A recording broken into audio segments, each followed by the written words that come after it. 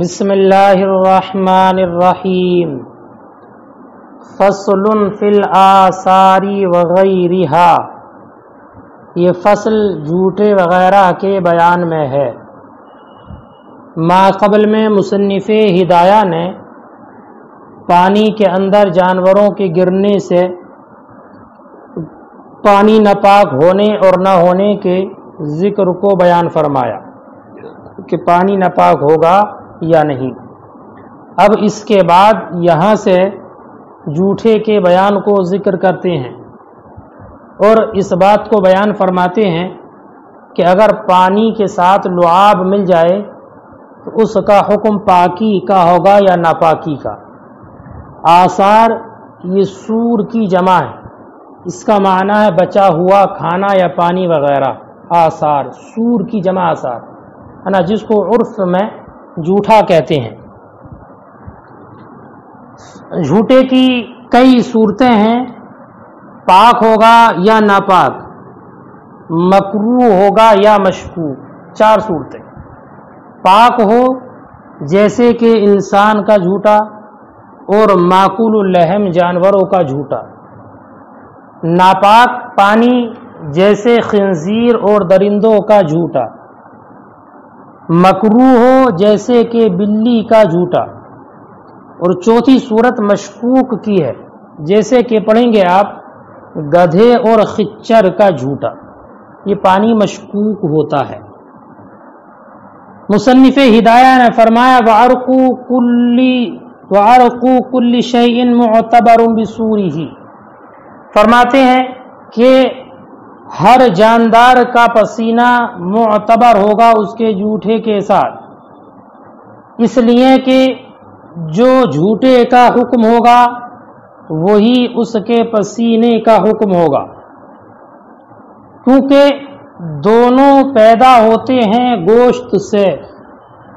جب دونوں گوشت سے پیدا ہوتے ہیں، لعاب بھی گوشت سے پیدا ہوتا ہے اور پسینہ بھی گوشت سے پیدا ہوتا ہے، تو دونوں میں سے ہر ایک نے اپنے ساتھی کا، اپنے قرب والے کا حکم لے لیا ہے۔ لہذا گوشت چونکہ ناپاک ہے تو گوشت سے پیدا ہونے والا لعاب بھی ناپاک ہوگا، اور گوشت چونکہ ناپاک ہے اس لیے اس سے پیدا ہونے والا پسینہ بھی ناپاک ہوگا۔ اور اگر پاک گوشت ہے اس کا، جیسے کہ معقول اللحم جانور یا انسان، تو ایسی صورت میں اب چونکہ گوشت پاک ہے اس لیے اس سے پیدا ہونے والا لعاب بھی پاک ہے اور پسینہ بھی پاک ہے۔ اب اگر یہ پسینہ کسی جگہ پر لگ جاتا ہے تو وہ جگہ ناپاک نہیں ہوگی، ایسے ہی اگر یہ لعاب پانی میں پڑ جاتا ہے تو وہ پانی ناپاک نہیں ہوگا۔ تو لعاب کا جو حکم ہے وہی پسینے کا حکم ہے، لعاب کا جو حکم ہے وہی پسینے کا حکم ہے۔ ہاں، اس پر ایک اعتراض یہ ہو سکتا ہے کہ گدھے کا جھوٹا مشکوک ہے، مشکوک گدھے کا جھوٹا، خچر کا جھوٹا مشکوک، لیکن ان کا پسینہ پاک ہے، پسینہ پاک ہے، تو پھر یہ برابری کا رہی۔ اس کا جواب یہ ہے کہ پانی پاک ہونے میں شک نہیں ہے۔ گدھے کا جو جھوٹا پانی مشکوک ہے اس کے پاک ہونے میں شک نہیں ہے، بلکہ وہ پانی پاک کرنے والا ہے کہ نہیں اس میں شک ہے، اس میں شک ہے، یعنی اس بارے میں شک ہے کہ گدھے کا جھوٹا پانی مطہر ہے کہ نہیں، اگر اس کو استعمال کر لے تو اس سے طہارت حاصل ہوگی کہ نہیں، اور بذات خود وہ پاک ہے، لہذا جب وہ بذات خود پاک ہے تو اس کا پسینہ بھی پاک ہی ہوگا۔ دیکھیے فصل فی الآثار، یہ فصل ہے جھوٹے کے بیان میں، جمع سور، سور کی جمع ہے، وغیرہ اور اس کے علاوہ پسینے وغیرہ کے تعلق سے۔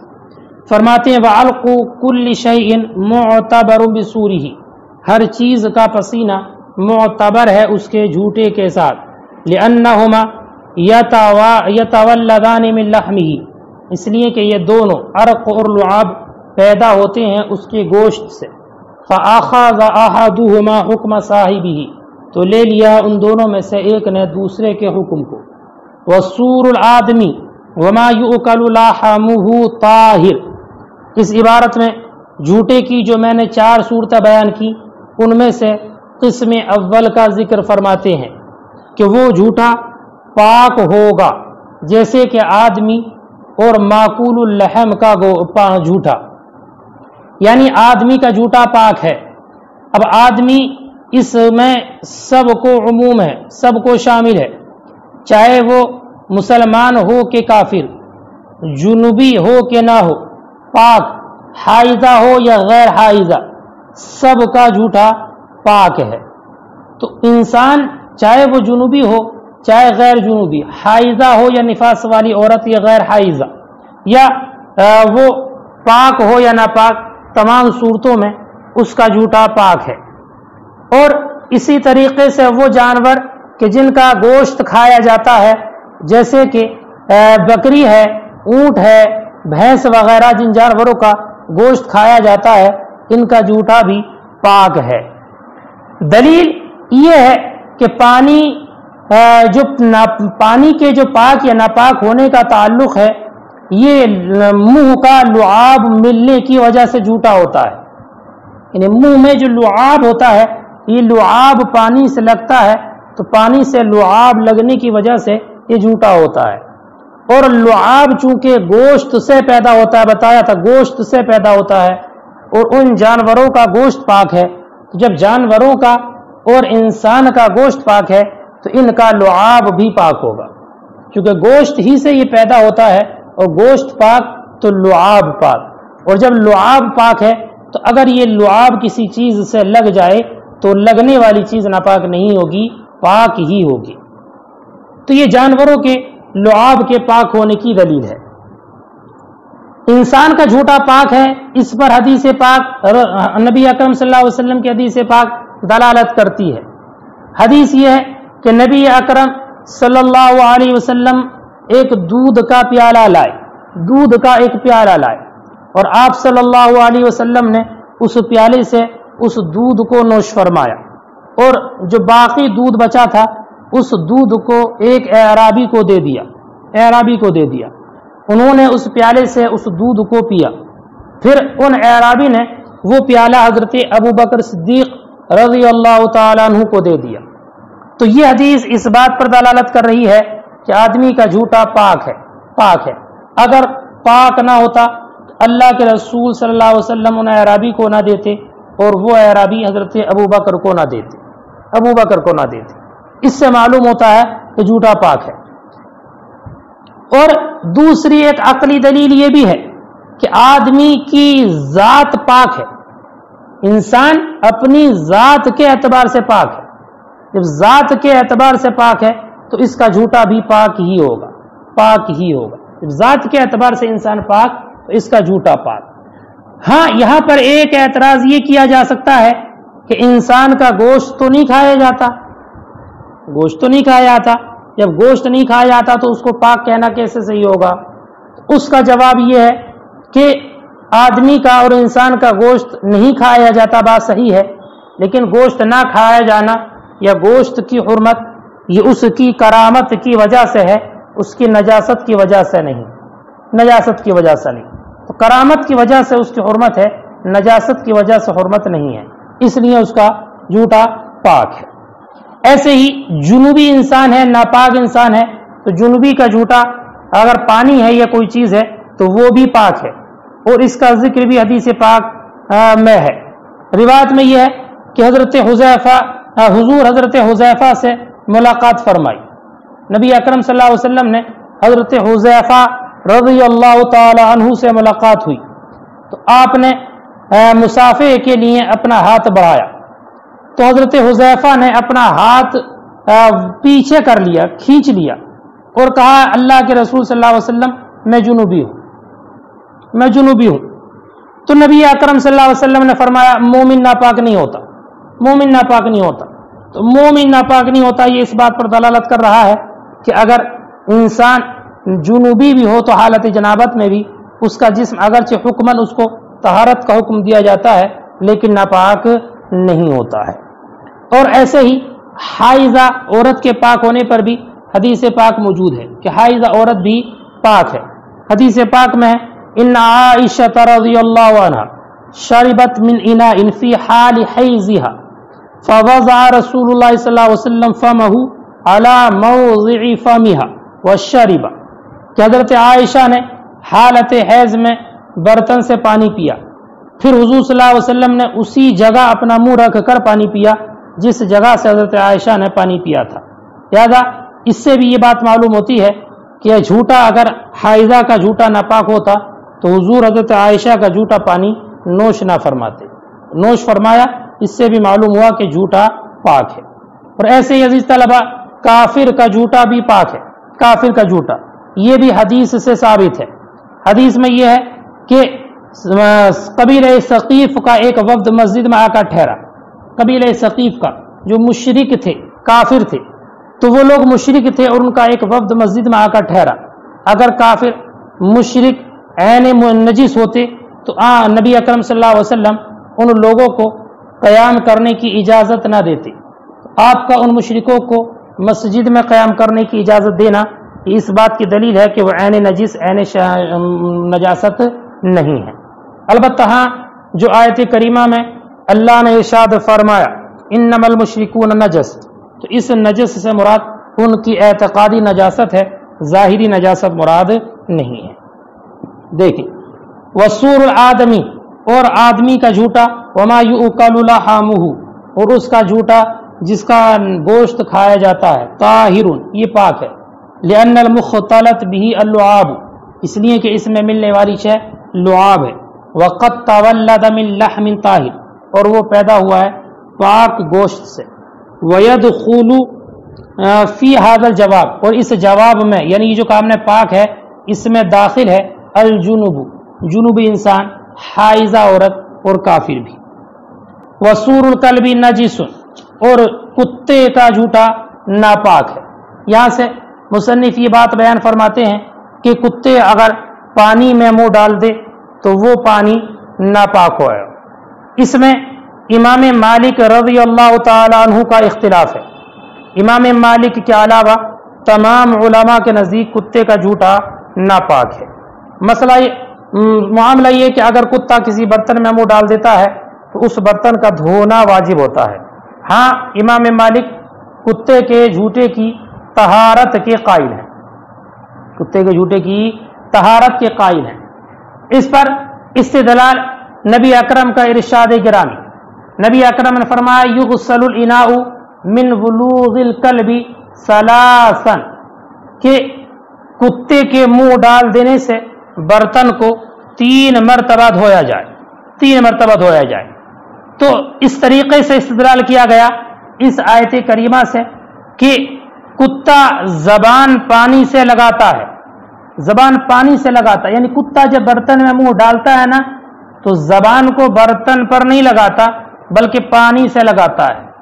تو جب کتا برتن میں منہ ڈالنے سے برتن ناپاک ہو گیا تو جو پانی سے منہ لگایا تو وہ پانی بدرجہ اولا ناپاک ہو جائے گا، کہ جب برتن میں منہ ڈالا تو کتے کی زبان پانی سے لگی تو اس کے لگنے کی وجہ سے وہ برتن ناپاک، اور اس کو 3 مرتبہ دھونے کا حکم، تو جو پانی ہے وہ بدرجہ اولا ناپاک ہو جائے گا۔ تو یہ حدیث پاک 2 باتوں کا اشارہ کر رہی ہے، ایک یہ کہ کتے کا جھوٹا ناپاک ہے، اور دوسری بات یہ کہ اگر کتا برتن میں منہ ڈال دے تو اس کو 3 مرتبہ دھویا جائے گا، اس کو 3 مرتبہ دھویا جائے۔ 2 باتیں اس حدیث سے معلوم ہوتی ہیں۔ اور یہ حدیث امام شافعی رضی اللہ تعالیٰ عنہ کے خلاف حجت ہے۔ امام شافعی رضی اللہ تعالیٰ عنہ یہ کہتے ہیں کہ اگر کتا برتن میں منہ ڈال دے تو اس برتن کو 7 مرتبہ دھویا جائے گا، 7 مرتبہ۔ اور ان کی دلیل ایک حدیث پاک ہے، حدیث پاک وہ یہ کہ نبی اکرم صلی اللہ علیہ وسلم نے فرمایا اگر تمہارے برتن میں کتا منہ ڈال دے تو تم اس برتن کو 7 مرتبہ دھو لو، اور 8ویں مرتبہ اس کو مٹی سے مانجو، مٹی سے مانجو۔ تو اس حدیث کی بنیاد پر امام شافعی رضی اللہ عنہ اس بات کے قائل ہیں کہ اس سے 7 مرتبہ دھونے کا حکم ہے۔ ہمارا جواب یہ ہے اس حدیث پاک کا کہ یہ حکم ابتدائی اسلام کا ہے، ابتدائی اسلام کا، اور 7 مرتبہ دھونے کا حکم جو تھا وہ پہلے کا تھا، بعد میں یہ حکم منسوخ ہو گیا۔ بعد اصل میں یہ ہے کہ ابتدائی اسلام میں حضور صلی اللہ علیہ وسلم نے کتوں کے بارے میں لوگوں پر سختی فرما دی تھی تاکہ کتوں کے جمع کرنے سے باز رہیں۔ پھر جب ان لوگوں کی عادت ختم ہو گئی کتوں کو جمع کرنے کی تو یہ حکم منسوخ ہو گیا۔ تو یہ حکم ابتدائی اسلام کا ہے، بعد کا نہیں۔ پھر اس کے بعد میں امام صاحب ہدایہ نے امام شافعی رضی اللہ تعالیٰ عنہ پر ایک اور دلیل پیش کرتے ہوئے، حجت پیش کرتے ہوئے فرمایا کہ اگر کتا کسی برتن میں پیشاب کر دے تو کتے کے پیشاب کر دینے سے اس برتن کو 3 مرتبہ دھونے کا حکم ہے، یعنی وہ برتن 3 مرتبہ دھونے سے ہی پاک ہو جائے گا۔ اور تو ظاہر بات ہے کہ پیشاب کرنا اور منہ ڈالنا دونوں میں جو زیادہ سخت ہے وہ پیشاب کرنا ہے، تو جب جو اولا ہے اس میں 3 مرتبہ دھونے سے برتن پاک ہو جائے گا، تو منہ ڈالنا یہ تو ادنا ہے، تو ادنا بدرج اولا 3 مرتبہ دھونے سے پاک ہو جائے گا۔ اس لیے ہم یہ کہتے ہیں کہ کتے کا جھوٹا برتن جو ہے وہ 3 مرتبہ دھونے سے پاک ہو جائے گا۔ ترجمہ دیکھیں، وسور الکلب نجس، اور کتے کا جھوٹا ناپاک ہے۔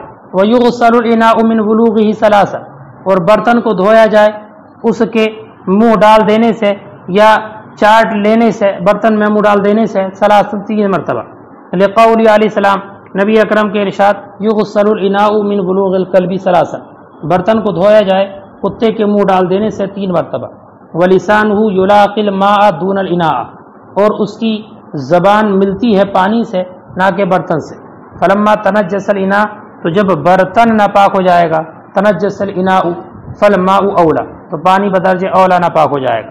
وہذا یفید النجاسۃ والعدد فی الغسل، اور یہ حدیث پاک نجاست کا فائدہ دیتی ہے اور دھلنے میں عدد کا فائدہ دیتی ہے 3 مرتبہ۔ وہو حجۃ علی الشافعی، اور یہ حدیث حجت ہے امام شافعی کے خلاف، فی اشتراط السبع، 7 مرتبہ دھونے کی شرط لگانے میں۔ وَلِأَنَّ مَا يُصِيبُهُ بَوْلُهُ، اور دوسری دلیل عقلی یہ بھی ہے کہ وہ شے جس کو کتے کا پیشاب لگے، یطہر بالثلاث، وہ پاک ہو جاتا ہے 3 مرتبہ دھونے سے۔ فما يُصِيبُهُ سُورُهُ، تو وہ جس کو کتے کا لعاب لگے، جھوٹا لگے، وہ دونہ، اور وہ جھوٹا اس سے کم ہے، پیشاب سے کم ہے، اولا بدرج اولا پاک ہو جائے گا۔ والامر الوارد بالسبع، اور وہ حکم جو 7 مرتبہ دھونے کا وارد ہے، محمول علی ابتداء الاسلام، یہ محمول ہے ابتدائی اسلام پر۔ وسور الخنزیر نجس، اور خنزیر کا جھوٹا ناپاک ہے، لأنہ نجس العین، اس لیے کہ یہ نجس العین ہے۔ اس کے بارے میں دلیل ما قبل میں گزر چکی ہے کہ اللہ رب العزت نے فرمایا فإنہ رجس او فسقا، فإنہ رجس، اوہ ضمیر کا مرجع وہی ہے خنزیر، کہ خنزیر نجس العین ہے، اس لیے اس کا جھوٹا ناپاک ہے، لأنہ نجس العین علی ما مر۔ وسور سباع البہائم نجس، اور درندوں چوپایوں میں درندوں کا جھوٹا ناپاک ہے، چوپایوں میں جانوروں میں درندوں کا جھوٹا ناپاک ہے۔